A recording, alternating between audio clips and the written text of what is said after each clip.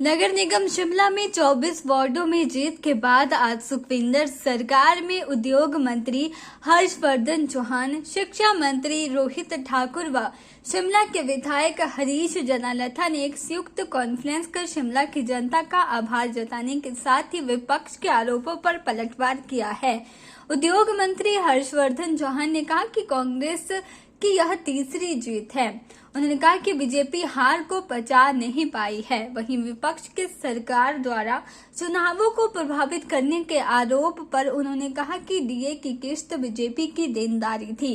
शिमला में ही नहीं पूरे प्रदेश में कर्मचारी हैं। उन्होंने कहा कि मोदी व सुखविंदर सुक्खू यह चुनाव भाजपा ने बनाया, जिसका परिणाम सभी ने देख लिया है। लोगों ने सरकार के काम व सीएम सुक्खू की ईमानदारी व फैसलों पर मुहर लगाई है। बीजेपी की प्रदेश लीडरशिप फेल हुई है। लगातार हिमाचल प्रदेश में तीसरी जीत है। पहली मंडी उपचुनाव, लोकसभा चुनाव और 3 विधानसभा में कांग्रेस पार्टी ने 4-0 से जीत हासिल की थी। उसके बाद हिमाचल प्रदेश के विधानसभा के चुनाव हुए, जिसमें कांग्रेस पार्टी को स्पष्ट बहुमत हिमाचल प्रदेश की जनता ने दिया है। और इस पौने 5 महीने के कार्यकाल के बाद जो ये हमारी पहला एग्ज़ाम था, हमारा जो पहला चुनाव था, जिसमें सरकार की लोकप्रियता, सरकार की कार्यप्रणाली और लीडरशिप के प्रति एक्सेप्टेबिलिटी का हमारा जो है वो टेस्ट था। मैं मुख्यमंत्री की तरफ से, पूरी कांग्रेस पार्टी की तरफ से, कांग्रेस नेतृत्व की तरफ से नगर निगम शिमला की जनता का आभार व्यक्त करूंगा कि इन्होंने कांग्रेस पार्टी की नीतियों में, कांग्रेस पार्टी के कार्यक्रम में और कांग्रेस पार्टी के नेतृत्व में, विशेषकर सुखविंदर सिंह सुक्खू जी के नेतृत्व में जो है वो कांग्रेस पार्टी को जो जनादेश दिया है, हम दिल की गहराइयों से उनका आभार व्यक्त करते हैं। इनाम निकला और नगर निगम शिमला के चुनाव बहुत लंबे अरसे से हर 5 साल बाद होते रहे हैं, मगर इतना बड़ा जनादेश कभी भी, चाहे कांग्रेस की सरकारें रही, चाहे भारतीय जनता पार्टी की सरकारें रही, इतना बड़ा जनादेश जो है नगर निगम शिमला के लोगों ने कभी भी किसी भी पार्टी को नहीं दिया है। और उन्होंने कहा है कि ये ऑर्गेनिक जीत नहीं है। वहीं हिमाचल सरकार में शिक्षा मंत्री रोहित ठाकुर ने कहा कि शिमला में लोगों ने कांग्रेस के काम को सराहा है। बीजेपी दहाई का आंकड़ा भी नहीं छू पाई। पीएम मोदी को भी चुनाव प्रचार में शामिल किया, बावजूद करारी हार हुई। बीजेपी अध्यक्ष ने पदभार संभालने के साथ ही हार स्वीकार कर ली थी। उन्होंने कहा कि जीत की हैट्रिक के बाद 2024 के चुनावों में जीत का चौका लगाया जाएगा। सर्वप्रथम मैं शिमला म्यूनिसिपल कॉर्पोरेशन की प्रभु जनता जनार्दन का बहुत बहुत धन्यवाद और आभार व्यक्त करता हूं। कांग्रेस पार्टी के सभी कार्यकर्ता जिनके परिश्रम और संघर्ष से ऐतिहासिक जीत कांग्रेस पार्टी को हासिल हुई।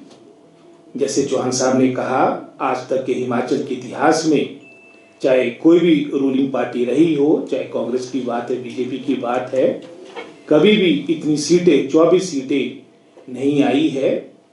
और एक तरह से जो पिछले 5 महीनों में हमारी सरकार, सुखविंदर सिंह सुक्खू जी की सरकार ने जो जनहित के निर्णय लिए, जो हर वर्ग को राहत देने का एक, मैं समझता हूँ, कवायद प्रारंभ की थी, उसका ही परिणाम है कि जो ये, मैं समझता हूँ, कांग्रेस पार्टी को बहुत अच्छी जीत हासिल हुई है।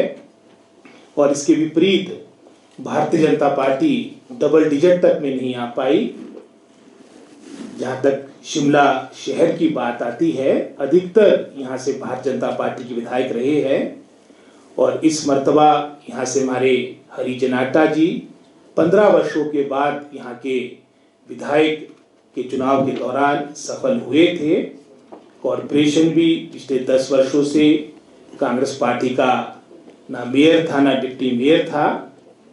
तो एक तरह से मैं समझता हूँ कि पिछले कई दशकों का जो एक इतिहास इस चुनाव के माध्यम से बना है।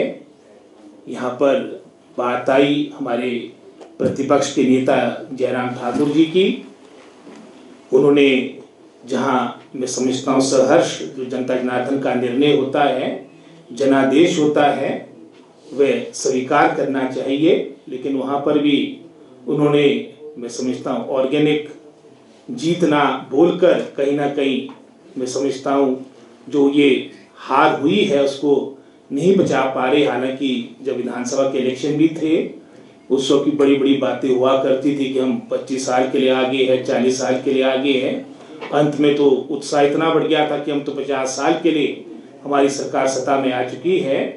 लेकिन किस तरह से मिशन रिपीट डिफीट में तब्दील हुआ वो आपके सामने है। के चैनल के लिए शिमला से पुष्पेंद्र कुमार की रिपोर्ट।